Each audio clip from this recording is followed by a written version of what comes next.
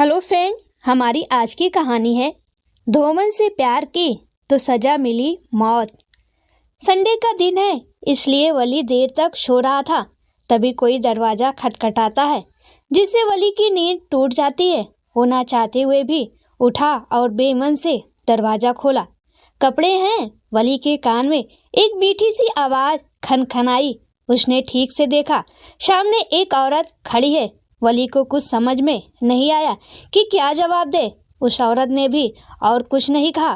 दोनों बस एक दूसरे को ऐसे देख रहे हैं जैसे वर्षों के बाद मिले हैं, जबकि हकीकत ये है कि दोनों ने एक दूसरे को पहली बार देखा है।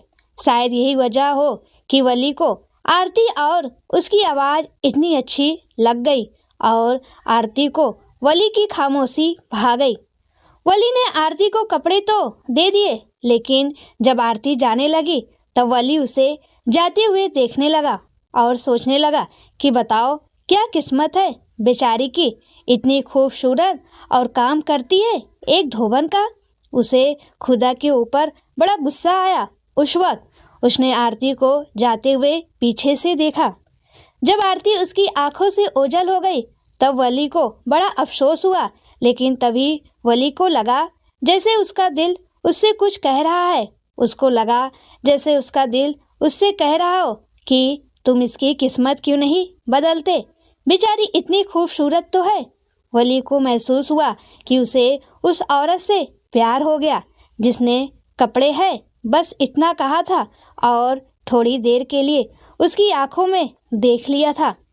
अब वली आरती का हर संडे इंतजार करने लगा। आरती आती, कपड़े है पूछती, दोनों थोड़ी देर एक दूसरे को हैरानी में देखते। फिर वली उसे कुछ कपड़े दे देता, फिर आरती चली जाती और वली उसे जाते हुए पीछे से जी भर के तब तक देखता रहता जब तक वो उसकी आंखों से दूर नहीं चली जाती। ये सिलसिला कई हफ्तों तक चलता रहा।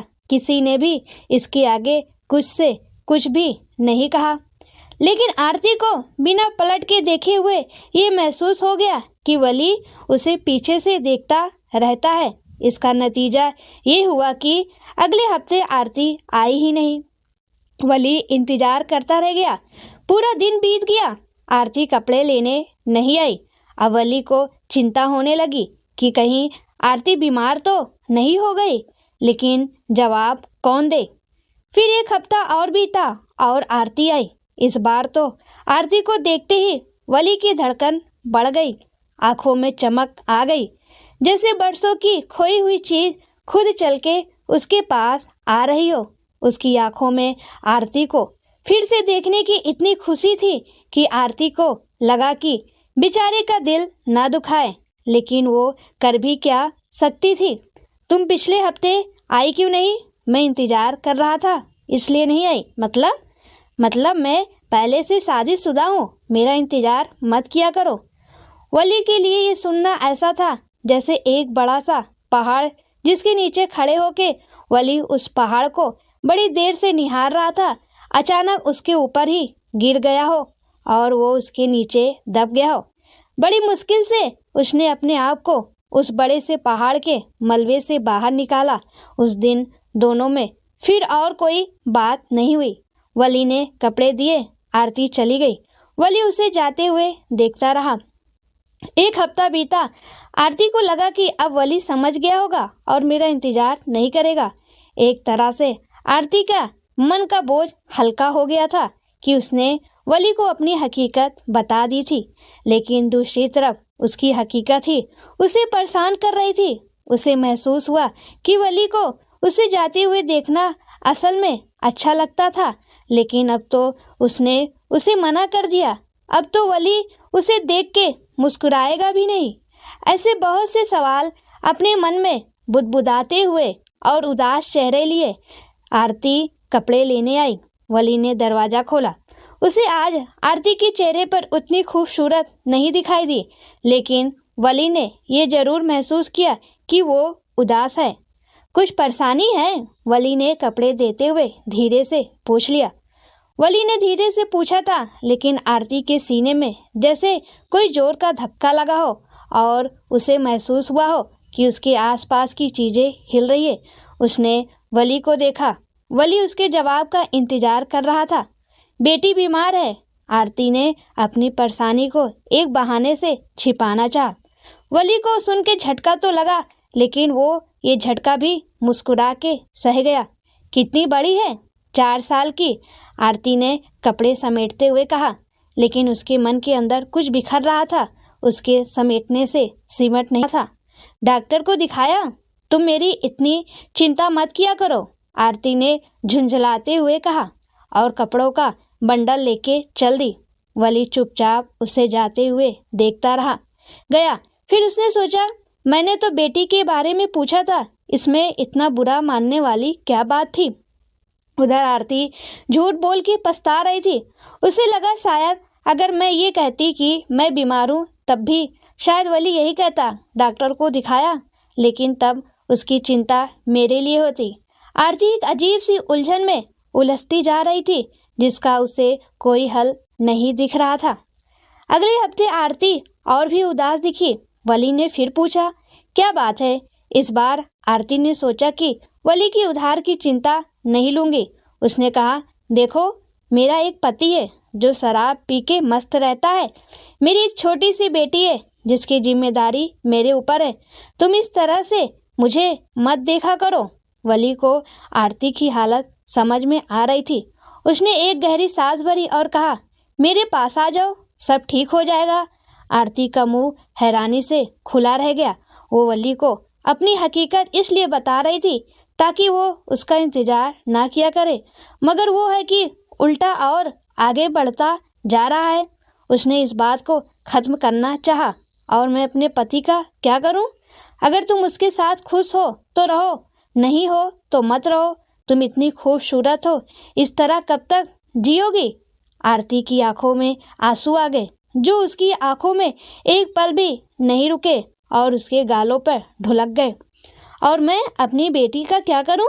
उसे भी ले आओ अपने साथ, और हम खाएंगे क्या? इस सवाल ने वली को चुप कर दिया। आरती को लगा कि उसने गलत सवाल पूछ लिया, लेकिन उसे पूछना जरूरी था।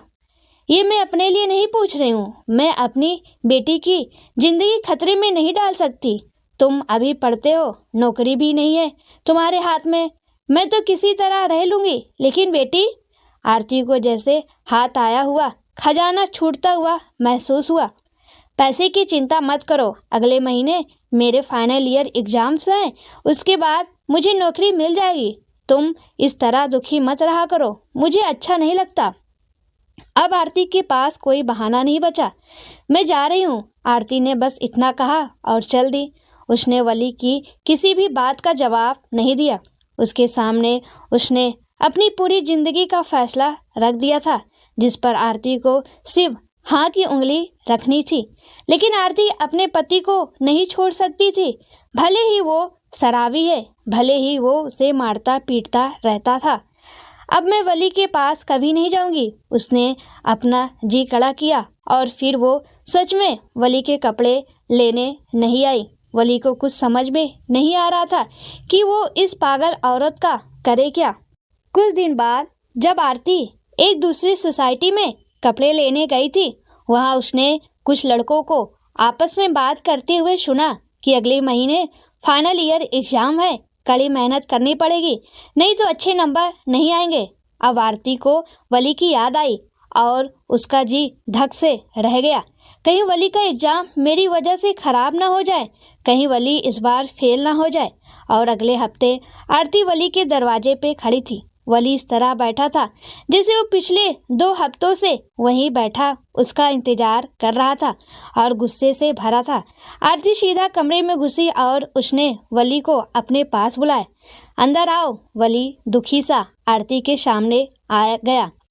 मुझे इसी बात का डर था और मैं यही कहने आई हूँ कि मेरे पीछे अपनी जिंदगी बर्बाद मत करो। वली ने उसकी बात का कोई जवाब नहीं दिया, लेकिन उसने आगे बढ़ के उसे अपने गले से लगा लिया। ऐसी दीवानगी देख के आरती के आंसू निकल पड़े। फिर दोनों ने कस के एक दूसरे को अपनी बाहों में जकड़ लिया। फिर वली ने उसके गाल पे बनी आंसू की सड़क मिटा दी और उसके ओठों पर अपने ओठ रख दिए, जिसके लिए आरती मना ना कर सकी। फिर वली ने उसे अपने सीने से कुछ इस तरह लगा लिया जैसे वो उसकी हर परेशानी को अपने गले से लगा रहा हो। आरती को पहली बार अपने जिस्म पे किसी मर्द का इतना मुलायम हाथ महसूस हुआ। उसे अच्छा लगा। अब वली उसको बेतहाशा चूमने लगा। फिर जब वली का हाथ आरती के सीने पे पहुंचा तब आरती को महसूस हुआ कि उसके अंदर एक समुंदर जितना बड़ा तूफान उमड़ रहा है जो अब सारे किनारे तोड़ देगा। तब उसने वली को आगे बढ़ने से रोक दिया। पहले अच्छे नंबरों से पास हो जाओ, आरती ने इतना कहा और कमरे से बाहर निकल गई। वली को समझ में नहीं आया कि अब मुझे क्या करना है। फिर उसने जी तोड़ मेहनत की और आरती को खुश करने के लिए खूब मन लगा के पढ़ने लगा, जिसकी वजह से उसके पेपर्स बहुत अच्छे गए। इतना सब कुछ हो गया लेकिन आरती उससे मिलने नहीं आई जिसके लिए उसने इतनी मेहनत की थी।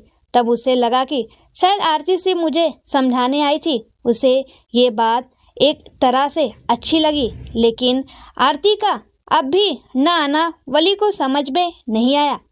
फिर उसने सोचा कुछ दिन के लिए दिल्ली हो आता हूँ और घर वालों से मिल भी आता हूँ। और जिस दिन वली दिल्ली के लिए निकला उसी दिन आरती उनसे मिलने आई, लेकिन उसे वली के दरवाजे पे ताला लटका हुआ मिला। आरती ने बस थोड़ी सी देर कर दी थी। वली दिल्ली पहुंचा और जैसे कि उसकी पढ़ाई अब पूरी हो चुकी थी इसलिए उसके घर वालों ने उसके लिए एक अच्छी सी लड़की देख ली थी, जिसे उन लोगों ने इस बार वली से मिलवा दिया।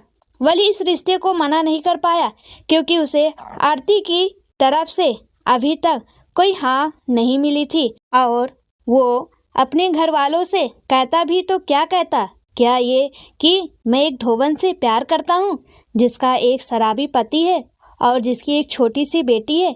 वली कुछ नहीं कह पाया और ना चाहते हुए भी उसकी शादी हिना के साथ हो गई।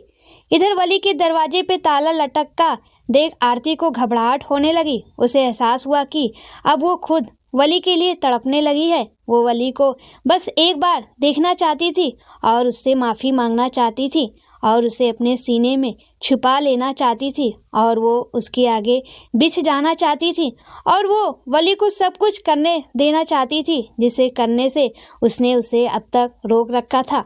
दिन बीत रहे थे लेकिन वली की कोई खबर नहीं थी।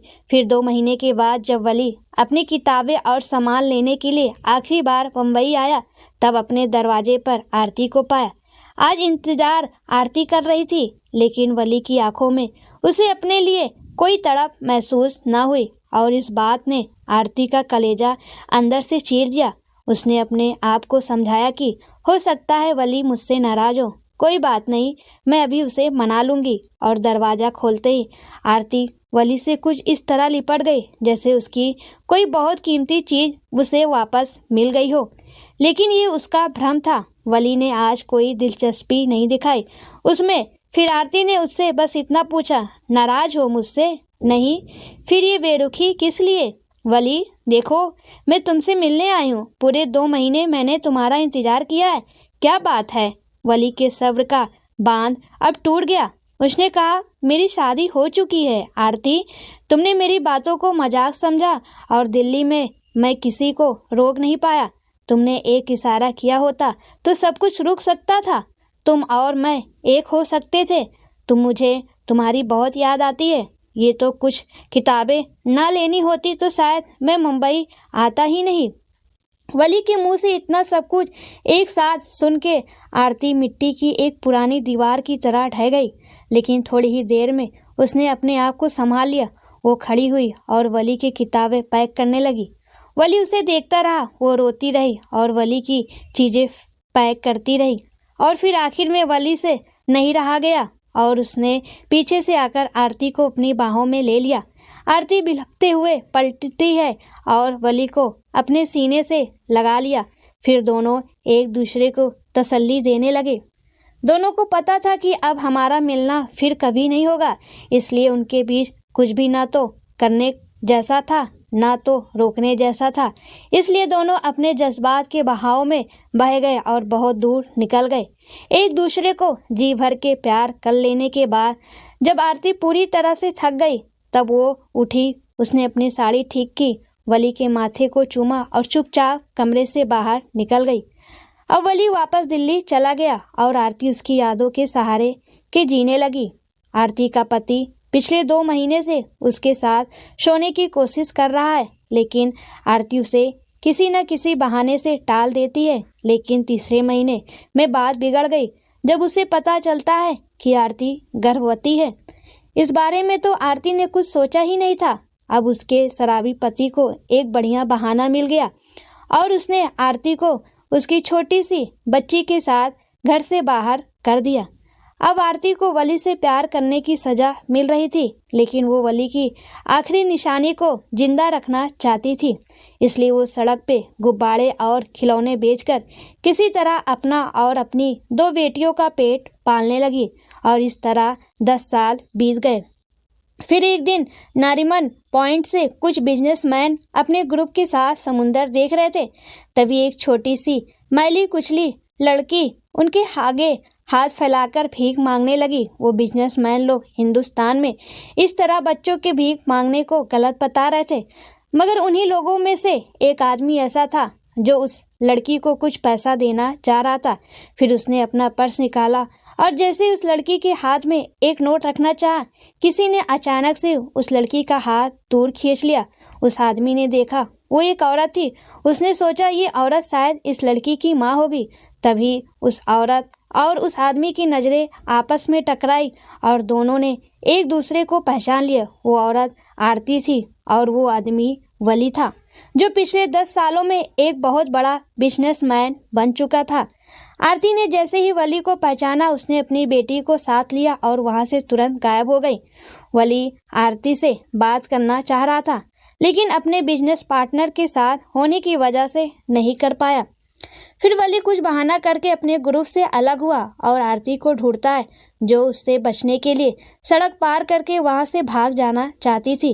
नरीमन पॉइंट का ट्रैफिक तेज दौड़ती ही गाड़ियां, मगर वली अब देर नहीं कर सकता था। वो किसी भी चीज की परवाह न करते हुए चलती गाड़ियों के बीच से सड़क पार करके आरती के पास जा खड़ा हुआ और आरती की दूसरी बेटी की ओर इशारा करते हुए उससे पूछा, ये कब पैदा हुई? आरती वली को एक बार फिर अपने सामने देखकर खुश भी हुई और दुखी भी हुई, लेकिन उसने कुछ भी जाहिर नहीं किया और वली की बात का बिना कोई जवाब दिए अपनी बेटियों को लेके वहां से चली गई। वली की बिजनेस मीटिंग खत्म हुई और अब उसे वापस दिल्ली जाना था और जाने से पहले वो एक बार आरती से मिलना चाहता था, लेकिन आरती का कहीं कोई पता नहीं था। वली ने कई दिन नरीमन पॉइंट पे जाकर देखा, लेकिन उस दिन के बाद आरती नरीमन पॉइंट गई ही नहीं। आखिर में थक हार कर वली उदास मन लिए हुए दिल्ली जाने के लिए अपने होटल से टैक्सी में बैठकर एयरपोर्ट के लिए निकला और एयरपोर्ट के गेट के बाहर सड़क पे उसे आरती अपनी बेटियों के साथ गुब्बारे और खिलौने बेचते हुए दिख गई। उसने तुरंत अपनी टैक्सी आरती की तरफ घुमा ली। आरती ने उसे अपनी ओर आते हुए देख लिया और अपना सामान समेटकर अपनी बेटियों को लेकर वहां से भागने लगती है। वली भी टैक्सी छोड़कर उसका पीछा करता है, लेकिन दोनों ये बात भूल जाते हैं कि वो एयरपोर्ट के अंदर दौड़ रहे हैं, जहां उन्हें सिक्योरिटी देख रही है, जो वली को पकड़कर पुलिस के हवाले कर देती है। अब आरती को वली को पुलिस के चंगुल से बचाने के लिए सामने आना ही पड़ता है। पुलिस के सामने वो ये कबूल करती है कि मैं वली को जानती हूँ, उसे छोड़ दिया जाए। अब आरती का इतना ही कहना था कि ये बात पूरे शहर में आग की तरह फैल गई। वली, जो चुपचाप अपना काम करने आया था, अचानक से अपने दुश्मनों की नज़र में आ गया। वली बम्बई में गरीबों के लिए किफ़ायती दाम पर एक बिल्डिंग बना रहा था, जिसकी वजह से बम्बई के दूसरे बिल्डर की नज़र में वो चढ़ा हुआ था। अब जबकि वली पुलिस के पास था और उसका रिश्ता एक सड़क पे गुब्बारे बेचने वाली औरत के साथ है, ऐसा टीवी पे दिखाया जा रहा था, तब सबको एक अच्छा मौका मिल गया उसे बदनाम करने का और उसका धंधा चौपट करने का। आरती का शराबी पति, जिसने उसे घर से धक्के देकर बाहर निकाला था, उसने भी आरती को टीवी पे देखा और जल भुन गया। वली के प्रोफेशनल दुश्मन आरती के शराबी पति को ढूंढ निकालते हैं और उसे शराब और पैसे का लालच देकर वली के ऊपर केस करने के लिए उकसाते हैं। इसके बाद आरती का शराबी पति अपने पत्नी को वापस लेने आता है। वो वली के ऊपर केस कर देता है। वली फिर मुसीबत में पड़ जाता है। अब आरती को फिर सामने आना पड़ता है और फिर आरती लाइव टीवी पे कहती है कि मैं अपने शराबी पति के पास वापस नहीं जाऊंगी। अब मामला हिंदू और मुस्लिम का हो जाता है। हिंदू पंडित लोग चिल्लाते हैं कि आरती को अपने पति के पास जाना चाहिए। मुस्लिम मुल्ला लोगों को भी बोलने का मौका मिल जाता है कि वली पहले से शादीशुदा है, उसे अपनी बीवी हिना के पास जाना चाहिए। ये सारी खबर दिल्ली में वली के घर वालों तक भी पहुंचती है। उसकी बीवी हिना को समझ में नहीं आता है कि वो क्या करे। फिर अपने घर वालों के कहने पर वो वली के ऊपर उसकी बीवी होने के नाते दावा कर देती है कि वली की सारी प्रॉपर्टी और पैसे पर मेरा हक है। वो चाहती है कि वली अपनी सारी दौलत मेरे नाम कर दे, लेकिन वली हिना के इस दावे को खारिज कर देता है। फिर हिना गुस्से में आके वली से तलाक मांग लेती है। वली तलाक पे चुपचाप दस्तखत कर देता है। आरती की मदद के लिए औरतों की मदद करने वाली कुछ गैर सरकारी संस्थाएं आगे आती है, लेकिन आरती सबको मना कर देती है। फिर आरती पूरी दुनिया के सामने ये कबूल करती है कि हाँ, मैंने वली से प्यार किया था और मेरी दूसरी बेटी वली से है, लेकिन मैं वली की दौलत नहीं चाहती, इसलिए वली से दूर भाग रही थी। मैं एक औरत हूँ, मुझे भी अपनी ज़िंदगी अपने तरीके से जीने का हक दिया जाना चाहिए। मेरा शराबी पति जब मुझे मारता पीटता था तब किसी को मेरी याद नहीं आई, क्योंकि पति तो पति होता है। जब चाहे अपनी औरत को मार पीट सकता है। जब मेरे पति ने मुझे घर से निकाला तब कोई नहीं आया था मेरा हाल पूछने। अभी भी मैं अपनी मेहनत से अपनी दोनों बेटियों को पाल सकती हूँ। मुझे किसी की मदद नहीं चाहिए। यह भी जानने के बाद कि आरती की दूसरी बेटी उससे है, वली से नहीं रहा गया और वो सब कुछ एक तरफ रख के और किसी की भी परवाह ना करते हुए आरती और उसकी दोनों बेटियों को अपना लेता है। ये बात मीडिया में आग की तरह फैल जाती है और सब लोग वली और आरती का इंटरव्यू लेने के लिए उमड़ पड़ते हैं। वली और आरती किसी तरह भीड़ से निकलने की कोशिश करते हैं। आरती की बड़ी बेटी को वली अपने कंधे पर रखता है और छोटी बेटी को आरती संभालती है। दोनों भीड़ से बाहर बस निकलने ही वाले थे कि तभी अचानक से गोली चलने की आवाज़ आई और भगदड़ मच गई। आरती ने पीछे मुड़कर देखा, गोली वली को लगी थी और वो जमीन पे गिर रहा था। आरती मदद के लिए चीखती है, लेकिन उसकी मदद को कोई आगे नहीं आता। गोली की आवाज़ से उल्टा भगदड़ मच जाती है। मीडिया वाले आरती की मदद करने के बजाय वली को मारते हुए टीवी पे दिखाते हैं। आरती इधर उधर देखती है, तभी उसे हिना भीड़ से बाहर जाती हुई दिखाई देती है, जिसके हाथ में पिस्तौल है, जिसे वो सड़क किनारे एक नाली में फेंक देती है। अब आरती अपना सिर पकड़ के बैठ जाती है और अपनी किस्मत पे रोने लगती है। उसकी वजह से वली की जान चली गई। इस बात को उसे सदमा सा लग गया। फिर कुछ दिन बाद वली का वकील आरती को ढूंढता हुआ आता है और बताता है कि वली ने अपनी सारी दौलत आरती और उसकी दोनों बेटियों के नाम पहले से ही कर दी थी, क्योंकि उसे इस बात का पहले से अंदाजा था कि उसका खून हो सकता है। आरती कागज के टुकड़ों पर वली की आखिरी ख्वाहिश देखकर और उसकी कुर्बानी पे आंसू बहाने लगती है। वली के घर वाले अपना इकलौता बेटा खोने के बाद अपनी पोती और वली की मोहब्बत आरती को अपनाना चाहते हैं और उसके साथ दिल्ली चल के रहने के लिए कहते हैं। आरती सब कुछ सोचते हुए और अपनी दोनों बेटियों का मुंह देखते हुए उनकी बात मान लेती हैं। बम्बई से दिल्ली की फ्लाइट में बैठी हुई आरती वली को याद करके खूब रोती है।